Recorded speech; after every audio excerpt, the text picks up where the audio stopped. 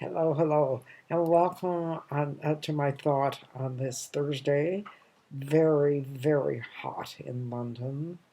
Um, I was thinking about um, the way we were taught to behave and how it's changed over the generations, and I think that is really a beautiful thing.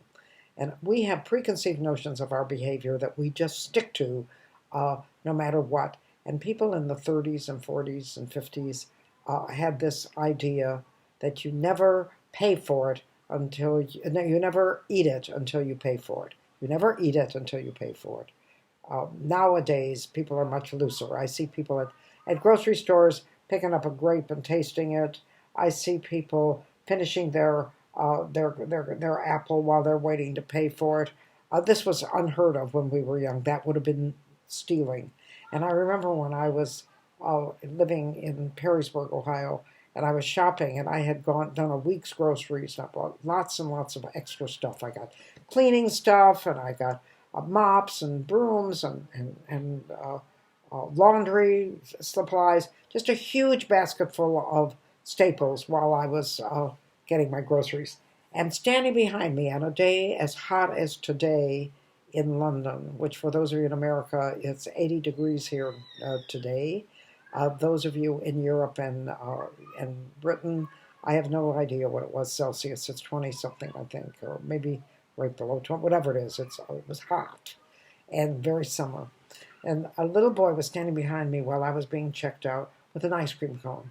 And his mommy had taught him, you don't eat it till you pay for it. And he held this ice cream cone in his little hand, and he waited till I was done being checked out with my endless amounts of groceries. And by the time I was finished and had paid, and they had bagged all the groceries and put them in my basket, the ice cream had melted. And I have never forgiven myself for not putting that child ahead of me in the line. But we also had this preconceived notion that our mommies taught us how to behave, not our fathers, our mommies. And I was at Seven Sisters after coming back from one of my innumerable trips that I'm not allowed to take anymore. And I had a huge suitcase. And in order to get out of the Seven Sisters tube station, you have to climb up a formidable set of stairs. And I was at the foot of the stairs, and in Seven Sisters, almost no one ever helps you. They'll walk right by you. But this little boy, and he was maybe 10, maybe 11 years old, he came up and without asking me, he picked up my suitcase. I still can't believe he did it because it was a big one. And he carried it up to the top of the stairs. And I said to him, I think you're wonderful. You be sure and tell your mother what a good boy you've been. And he said, why shouldn't I tell my father?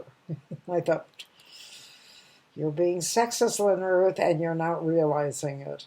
But the other thing that there are many instances, but the other one that always reminds me is when I was in California, I dated a Baptist minister. Now, I know that all of you who know me, how utterly ridiculous. This relationship was doomed for failure, and it did fail very rapidly. But I was dating a Baptist minister, and he was really a lovely man. He had just been divorced. He was trying to come to terms with being single. He was much younger than I, and very kind. And he came, and in those days, I used to give big parties at my house on Brighton Road in Pacifica. And anybody that's watching this will remember those parties. They were really wonderful. They were everybody brought a covered dish, and they lasted till 4 o'clock in the morning, and they were really marvelous. And he invited John, that was his name, of course, to the party. And as you have people eating, there are lots of dishes and lots of garbage. And I was talking to somebody, and then I looked over at the kitchen sink, and there was John washing the dishes. And I reacted as if he had just ripped off his clothes and started dancing naked in the middle of the living room. I said, what are you doing?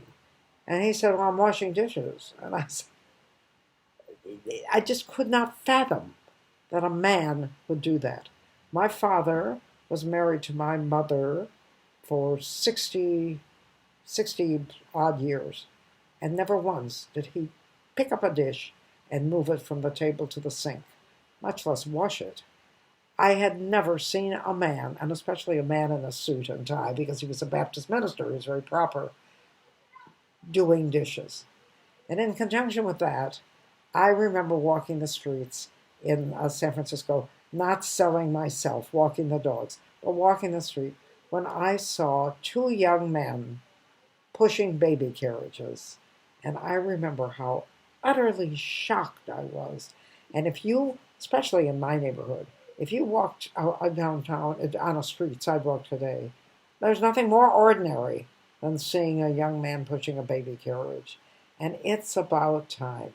I've always said it's about time for men to try and do some of women's work, because it no longer is women's work. It's our work.